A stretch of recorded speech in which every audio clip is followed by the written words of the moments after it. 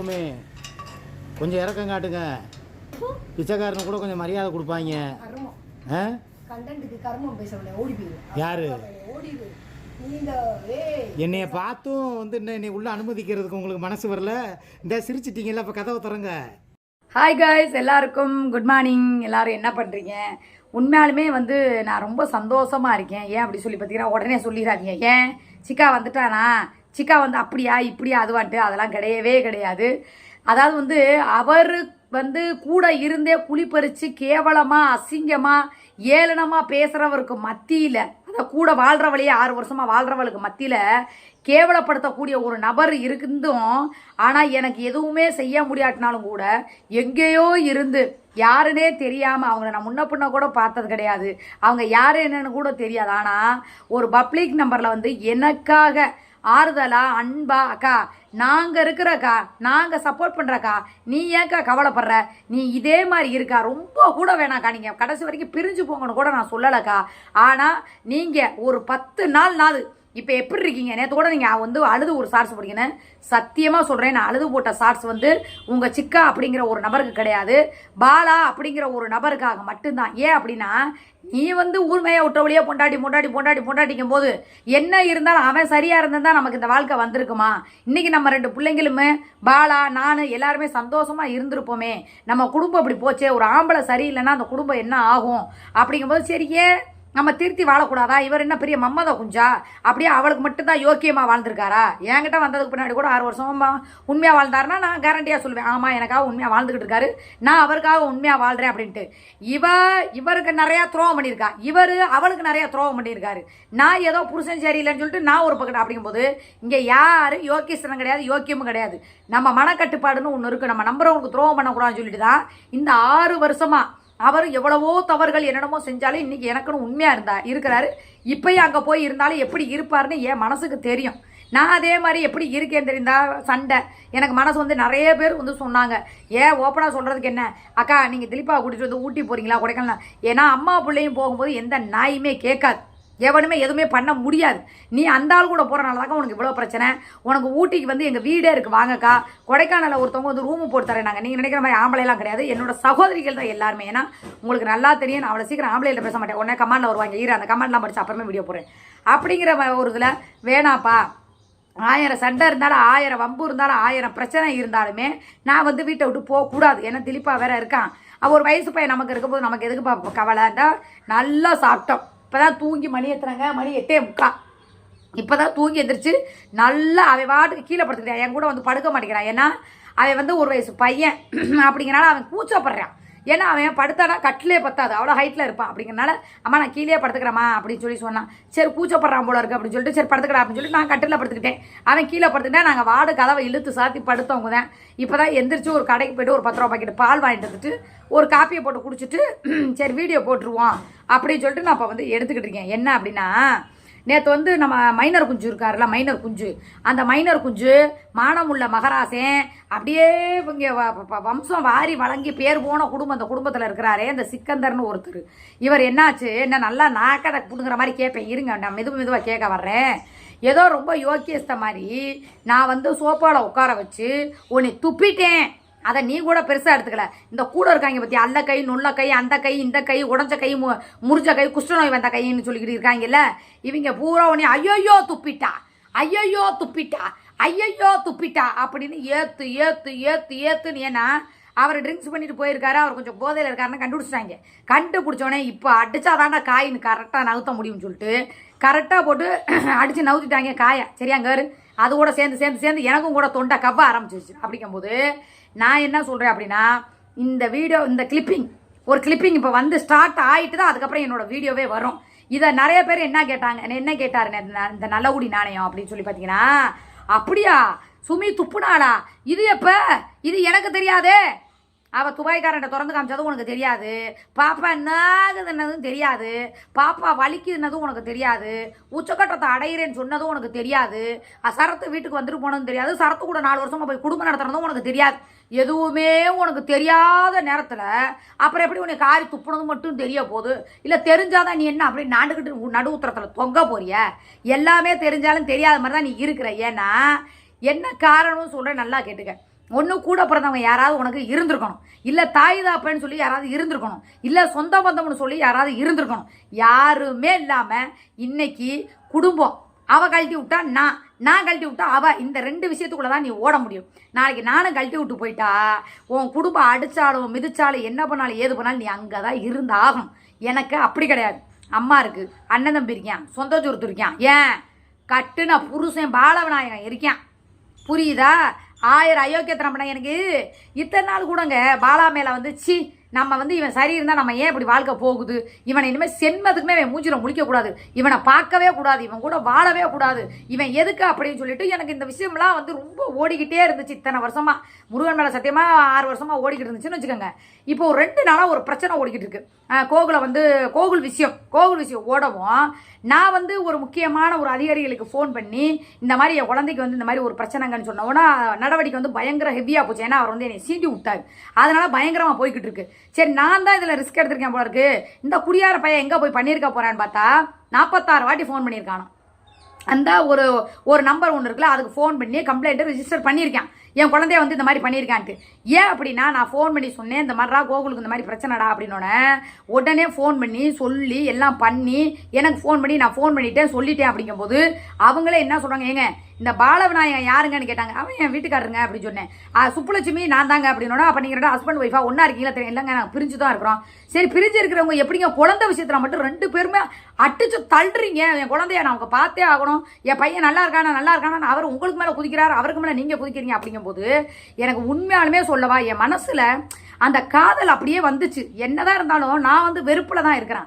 ஐயோ அவனால தான் நம்ம வாழ்க்கை போச்சு, கண்ட நாயெல்லாம் நம்மளை வந்து இவனை கேவலமா பேசுதே, அவன் பொட்டாட்டி ஊர் மேலே போயிட்டு வரவள கூட உத்தமின்னு பேசிக்கிட்டு இருக்கான், அவன் புருஷன் சரியில்லைங்கிறனால தான் நம்ம தவறான வழிக்கு போனோம். இல்லை நான் வந்தா அவன் வச்சான் நான் போனேன், அந்த கதையை விட்டுருங்க. அப்படிங்கும்போது இவளையே பொண்டாட்டி நீ வாழும்போது நான் ஏன் என் புருஷனை வந்து புருஷன்னு சொல்லக்கூடாது?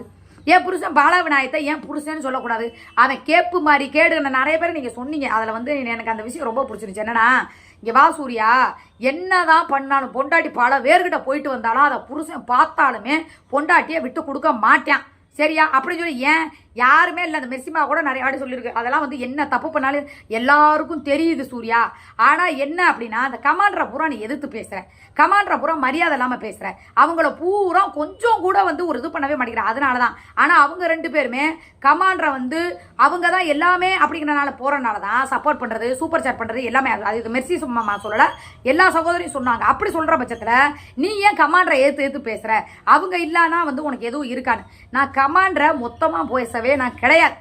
முதல்ல அதை நீங்கள் தெரிஞ்சுக்கணும். பேட் கமெண்ட் போடுறவங்களையும் ஒரு பொண்ணுன்னு கூட பார்க்காம எப்போ பார்த்தாலும் சரி அவன் வந்து கூத்தியாதேன், அவன் வந்து சிங்கப்பூர் போனவதேன், அவன் நீ இல்லைன்னா இன்னொரு ஆம்பளை பிடிச்சிருவான், நீ இல்லைன்னா இன்னொரு ஏண்டா இல்லைன்னா இன்னொரு ஆம்பளையை பிடிக்கிறதுக்கு ஏன் இருக்கும்போது எனக்கு பிடிக்க தெரியாதா? இவர் போகிறப்ப இந்த 4 நாளாக போய் அங்கே இருக்கிறாரு, எனக்கு பிடிக்க தெரியாதா? பேச தெரியாதா? நான் இப்பயும் சொல்கிறேன், ஏதாவது எவன்டையாவது நான் பேசுனேன், ஏதாவது ஒன்று பண்ணேன், இல்லை எவன்டையாவது தொடர்ந்து காமிச்சேன் அப்படின்னு சொல்லி இருந்தா தாராளமாக எனக்கெல்லாம் நீங்கள் அனுப்ப வேண்டாம், அவருக்கே நீங்கள் அனுப்பிடுங்க. அந்த மாதிரி இப்பயும் நான் சொல்கிறேன், மனசை கட்டுப்பட்டு ஒருத்தனுக்கு உண்மையாக வாழணும் அப்படிங்கிறனால தான் நான் இப்போ வரைக்கும் கடவுளுக்கு முன்னாடி, ஏன்னா நாங்கள் 2 பேருமே சொல்லியிருக்கோம், நான் வந்து என் குடும்பத்தோடயே போனாலும் சரி, இல்லை வந்து எப்படியோ இருந்தாலும் உனக்கு நான் துரோகம் நினைக்க மாட்டேன். எந்த ஒரு பொம்பளை மேலேயும் என் கை படாது, தப்பான ஒரு எண்ணத்தில் நான் பழக மாட்டேன்னு சொல்லி அவரும் நானும் சத்தியம் பண்ணிருக்கேன். அதே மாதிரி தான் நானும் சொல்லியிருக்கேன். இப்போ கூட சொல்லியிருப்பேன், கேட்டுப்பீங்க. அவரை விட்டு நான் போய் வாழ்ந்தா கூட எந்த ஆம்பளையும் வந்து இது பண்ண முடியாது. ஆனால் உடல் ரீதியாக இல்லாமல் நாங்கள் 2 பேரும் சேர்ந்து வாழ்கிறோம் அப்படிங்கிறத விஷயம், இது 2ஐயும் தவிர்த்து பிள்ளைங்களுக்காக நாங்கள் 2 பேரும் ஏன் ஒத்துமையாக இருக்கக்கூடாது அப்படிங்கிற கேள்விக்குறி இப்போ எனக்கு 2 நாளாக ஓடுது. ஏன் அப்படின்னா திலீபாவுக்கு ஃபோனை பண்ணிக்கிட்டே இருக்கேன். என் நம்பரை பிளாக்ல கிடக்கும். திலீபாக்கு ஃபோன் பண்ணேன், முந்தானத்து பேசுகிறேன், ஓப்பனா சொல்ல என்னங்க பயமயிரும், முந்தானத்து பேசுகிறான், என்னடா பண்ணுற, சாப்பிட்டியா, பரீட்சை நல்லா எழுதுனியா, அம்மா சொல்கிறத கேளு, தேவையில்லாமல் வெயிலுக்குள்ளே போகாத, அம்மாவை என்ன வச்சுட சொல்லு, குழி, சாப்பிட்டியா வச்சியா, அப்படி இப்படி அது இதுன்னு பேசும்போது எனக்கு அவனோட காதல் இருந்துச்சு. அப்படின்னா நாங்கள் கிட்டத்தட்ட 17 வருஷமா நாங்கள் வாழ்ந்துருக்கோம். பிள்ளை இல்லாமல் நாங்கள் லவ் பண்ணி எனக்கு பிள்ளைய கொடுத்துட்டு அவன் ஓடி திருப்பி என் பொண்டாட்டி பிள்ளை எங்கன்னு சொல்லி தேடி வந்து இன்னைக்கு கோகுல் இடையிலே நான் பலவாடி சொல்லியிருக்கேன், இவனோட குடியினால வந்து என் வாழ்க்கையை சீரழிஞ்சு போய் இந்த அளவுக்கு நான் வந்து ஒரு கெட்ட பேர் எடுக்கிறேன்னா அதுக்கு காரணம் அவன் தான் அப்படின்னு சொல்லி இருக்கும்போது அந்த பிள்ளையை கஷ்டப்பட்டு என்னால் வளர்க்க முடியாதுன்னு சொல்லி தான் நாங்கள் 11ஆவதா கோகுலை பெற்றோம். சரியா? பெத்தப்பா பார்க்குறப்ப நீங்கள் கோகுலுக்கு ஒரு பிரச்சனை, திலீப்பாவுக்கு ஒரு பிரச்சனை அப்படிங்கும்போது அவன் துடிக்கிறான். அவன் வந்து என் பிள்ளை இப்போ வரைக்கும் நான் சொல்கிறேங்க. நீங்கள் யாருமே அவன் நல்லா பேசி நீங்கள் கேட்டது கிடையாது. நான் போய் சொல்லலை. கடவுள் மேலே ஆன திருச்செந்தூர் மேலே ஆலையா அவன் பேசுகிறப்ப கூட நான் ரெக்கார்டு எடுத்து போடுறேன். அவன் எப்படி பேசுகிறான்னு மட்டும் கேளுங்க. என்னை கெட்ட வார்த்தையை திட்டுவேன். ஏன்டி ஊரில் உனக்கு எவனுமே கிடைக்கலையா? இவன் தான் கிடைச்சானா? ஒவ்வொரு நாளும் உட்காந்துக்கிட்டு ஏன்னா வீடியோலாம் பார்ப்பான் போல இருக்கு. ஒவ்வொரு நாளும் உட்காந்துக்கிட்டு உன்னை இங்கே போனவா அங்கே போனவன் இந்த தேவடியா அந்த தேவை ஏன் பொண்டாட்டிய தேவடியான்னு சொல்கிறதுக்கு இவன் யாருடி? எச்சா பொறுக்கி பையன். இவன் பொண்டாட்டியை ஊர் மேலே கூட்டி கொடுத்துட்டு இவன் ஊர் மேலே மேய்ஞ்சிட்டு இன்னைக்கு வந்து நலவே மாதிரி உனக்கிட்ட இருந்துக்கிட்டு அவன் ஒன்னையா பேசுறதுக்கு யாருடி? நம்ம வாழ்ந்த வாழ்க்கை என்னடி தெரியும் அவனுக்கு? நான் சரியில்லை. இந்த குடி தான் என் வாழ்க்கையை கெடுத்து என் பொண்டாட்டியை பிரித்து என் பிள்ளைய பிரித்து இன்னைக்கு இந்த அளவுக்கு நடுத்துல கண்ட தெருப்பூரிக்கு நாயெல்லாம் என் பொண்டாட்டியை பார்த்து ஒரு வார்த்தை சொல்லுது. என் பொண்டாட்டி எவ்வளோ இறக்க குணம் பிடிச்சவா, அவள் எவ்வளோ நல்ல மனசுக்காரி, அவள் எப்படி ஏன் தெரியுமா? இந்த மாதிரி பொண்டாட்டியாக இருந்தாலும் புருஷனாக இருந்தாலும் லவ்வராக இருந்தாலும் தனக்கு பிடிச்சவங்க தனக்கு சம்மந்தம் ரொம்ப உயிருக்கு மேலே இருக்கிறவங்க எங்கே இருந்தாலும் சந்தோஷமாக இருக்கணும்னு நினைக்கிறோம். அவன் தான் புருஷன், அவன் தான் பொண்டாட்டி, அவன் தான் லவ்வர்.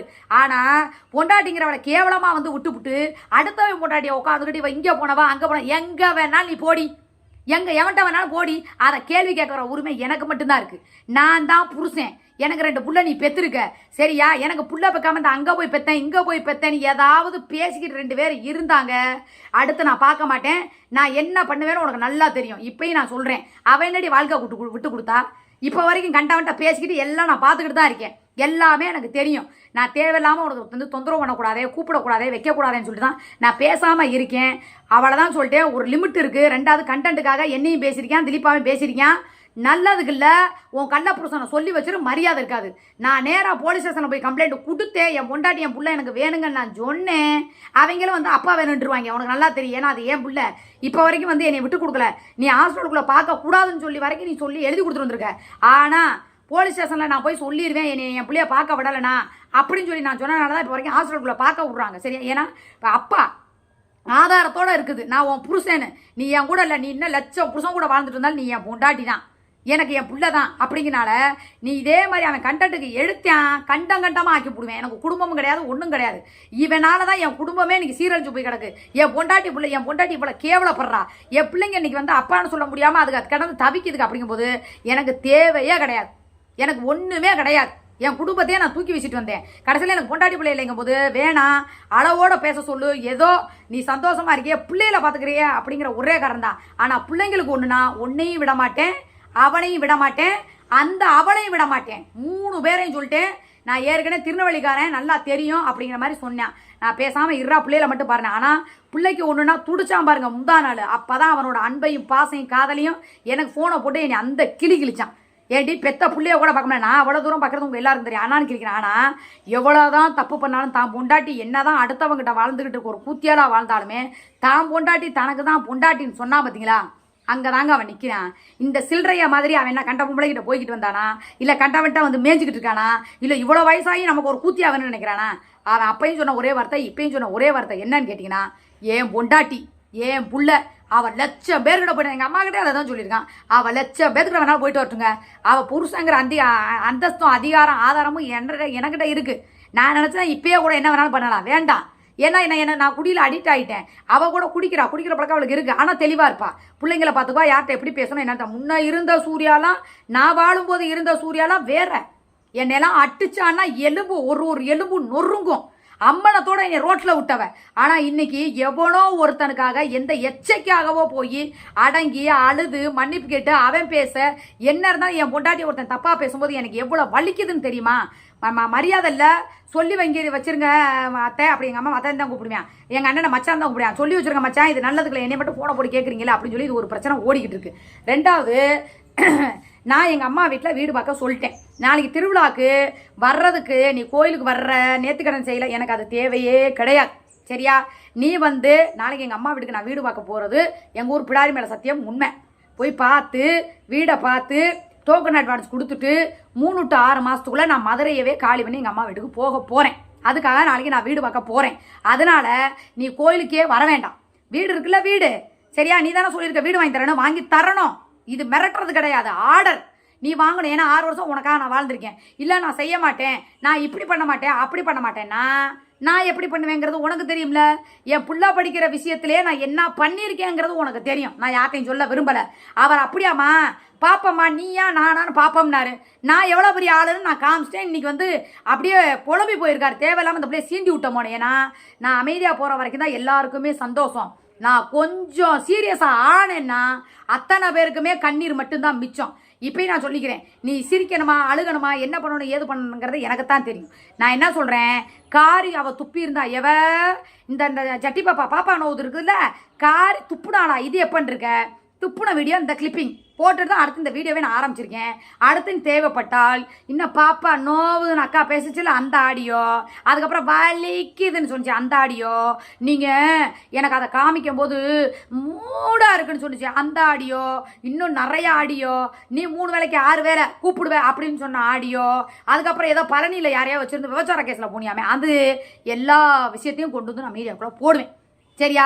நானும் சரி கூட இருக்கிறவன் அவன் நம்மளை நான் பேசினா கூட அவங்க நமக்கு ஒரு வாழ்க்கையை கொடுத்துருக்கேன், நமக்கு எல்லாம் சோறு திங்கிறவனு பார்த்தா என் தங்கச்சியை ஒவ்வொருத்தருமே வாட்ஸ்அப்பில் ஒன்று அனுப்ப அக்கா நாங்கள் இருக்கிறக்கா இந்த வாழ்க்கை உனக்கு தேவையா, உன்ன மாதிரி நாங்களும் கஷ்டப்பட்டு வந்தவங்க தான். ஆனால் கூட இருக்கிறவளை எப்போ பார்த்தாலும் கேவலமாக பேசுறது, அசிங்கமாக பேசுறது, இதை பேசுறது அதை பேசுகிறேன். என்னக்கா இந்த ஆளை விடுக்கா, நீ 10 நாளைக்கு அவன் போய் சோத்துக்கு கூட வழி இல்லாமல் இருக்கட்டும். முந்தா நாள் காலையிலே வந்து ஏதோ சிகரெட் கூட குடிக்க முடியலை, பாத்ரூம்ல இருந்து அடிக்கடி நான் வெளியே வர வேண்டியது இருக்கு. ஒரு சிகரெட்டு குடிக்கிற விஷயத்திலே ஓ வீட்டுக்குள்ளே உனக்கு சுதந்திரம் இல்லை. நீ வாங்கி கொடுத்த சொத்து வீடு அதுக்குள்ள ஒன்னேவே உள்ள விடாம எங்கேயோ தெருப்பூருக்கிட்டு ஒருவேளை சோத்துக்கு கண்டவங்கிட்ட சூடு வாங்கிக்கிட்டு அட்டி வாங்கிக்கிட்டு மிதி வாங்கிக்கிட்டு சோத்துக்கு வழி இல்லாமல் எங்கே எனக்கு சோறே போட மாட்டேங்கிறாங்க, என்னை ரொம்ப கொடுமைப்படுத்துறாங்க அந்த சரத்துன்னு சொல்லி அழுதப்ப ஐயையோ என்ன இருந்தாலும் பொண்டாட்டி இல்லைன்னு கூட்டிகிட்டு வந்து நடு வீட்டுக்குள்ளே உட்கார வச்சா இன்னைக்கு ஓ பேரை நான் பார்க்க ஓ வீட்டுக்குள்ளே நீ என் கார் எடுத்து வைக்க முடியல. இந்த சொத்து பூரா யார் சம்பாரிச்சது? ரவு மகள் நீ தானே சம்பாரிச்ச, உன் பிள்ளைகளுக்கு தானே எழுதி வச்சிருக்க. நீ இல்லாமல் உன் பிள்ளைகளுக்கு சொத்து வந்துருச்சா? அப்போ உனக்கு அவளே மேய்ஞ்சிட்டு வந்தவளே வீட்டுக்குள்ளே உட்கார உரிமை இருக்கு. நீ ஒரு பிள்ளைக்கு வாழ்க்கை தானே கொடுத்துருக்க, கண்டவள்கிட்ட போய் மேய்ஞ்சியா இல்லை சம்பாரிச்சு வச்ச அந்த வீட்டு சொத்தை வித்துப்புட்டு டெய்லி வாரம் மாதம் 5000 10,000 கொடுத்து எவள்கிட்டையும் போய் சொத்தை அழிச்சியா இல்லை கொண்டு வந்து என் பேரில் எழுதி வச்சியா? பிள்ளைகளுக்கு எழுதி வச்சுட்டு சேஃப்டி பண்ணிட்டு தானே வந்தேன். இப்போ பேசுகிற காசு பண்ணுற காசு தான் எனக்குன்னு சொல்லி வாழ்கிறவளுக்குன்னு சொல்கிற. வீடு வாங்கி தர்றேன்னு சொன்னி இல்லை. நான் என்ன சொல்கிறேன், மதுரைக்குள்ள எனக்கு வீடு வேண்டாம். சரியா? நீ ஏன் மதுரைக்குள்ள வைக்கிறனால நான் இருக்க மாட்டேன். நான் போய் சொந்தம் சுருத்து, ஏன்னா எனக்கு பாதுகாப்பு வேணும், என் பிள்ளைகளுக்கு பாச பிடிப்பு வேணும். எனக்கு பாலா வந்து பார்க்கணும். வாரத்தில் ஒரு நாள் நான் பாலாவை வந்து வர வச்சு பிள்ளைங்களுக்காக நான் அதை வந்து எந்த சூரத்தில் நான் சத்தியம் பண்ணிடுறேன்.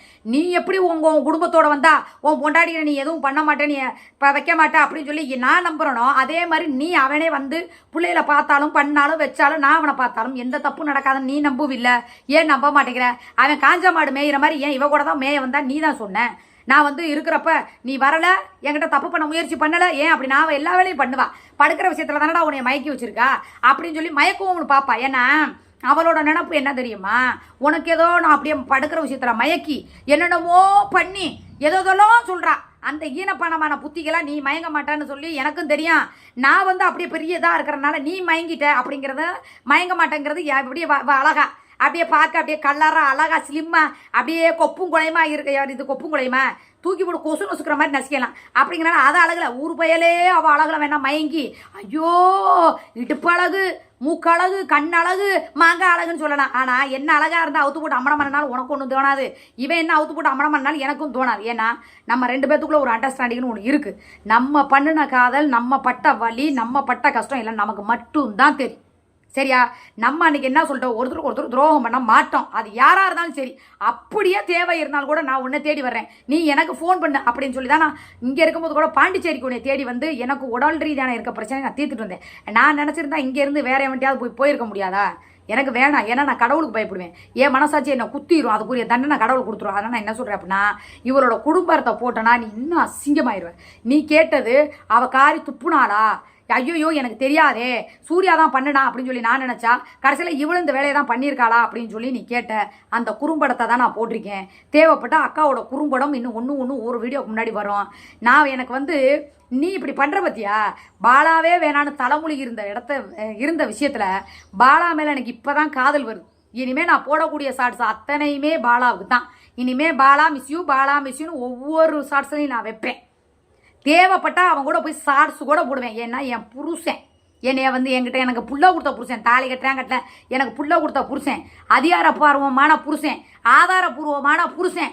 இன்னைக்கு கூட பாலவநாயகம், சுப்புலட்சுமி, பிரேம்குமார், கோகுல்நாத்னு ஒரு ரேஷன் கார்டை கொடுத்தா கூட ஸ்கேன் பண்ணி 2 கிலோ சர்க்கரை எனக்கு, 1 கிலோ பருப்பு. ஏன் தெரியுமா? நாங்கள் குடும்பம், எங்களோட குடும்ப உறுப்பினர்னு சொல்லிட்டு. அதனால் நான் என்ன சொன்னேன், நீ நல்ல ஆம்பளையாக இருந்தா இதே மாதிரி ஒரு ரேஷன் கார்டை எடுத்து ஸ்கேனிங் போடு பார்ப்போம். உன் குடும்பத்தை எத்தனை பேர்? 4 பேர் இருக்கீங்களா? சரி, அவன் பெரியவன் தனியாக கார்டு வாங்கிட்டான். 3 பேர் இருக்கீங்களா? 1.5 கிலோ சர்க்கரை வாங்கு, 3/4 கிலோ பருப்பு வாங்கு, 20 கிலோ அரிசி வாங்கு, ஆயில் வாங்கு, மற்ற அதெல்லாம் கூட கொடுப்பாங்க. உன் குடும்ப நபர் எத்தனைங்கிறத நீ வாங்கி காட்டு பார்ப்போம். ஒரு ரேஷன் கார்டை தூக்கி காட்டு, அவள் தான் உன் பொண்டாட்டின்னு. ஆதார் கார்டை தூக்கி காட்டு, ஒரு பேங்க் அக்கௌண்ட்டை தூக்கி காட்டு, ஒரு ஃபேன் கார்டை தூக்கி காட்டு.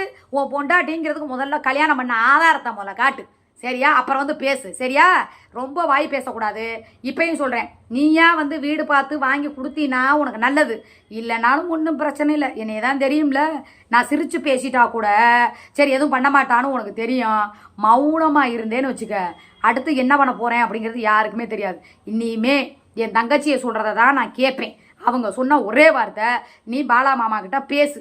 திலீபா கோகுலுக்காக அவங்க அப்பா கூட நீ பேசி பழகு. நீ வாழாட்டினாலும் பரவாயில்ல, நீ டச்சிக்கில் வச்சுக்க. இந்த ஆளே இவ்வளோ கேவலமாக இருக்கும்போது அவர் என்ன பண்ணார்?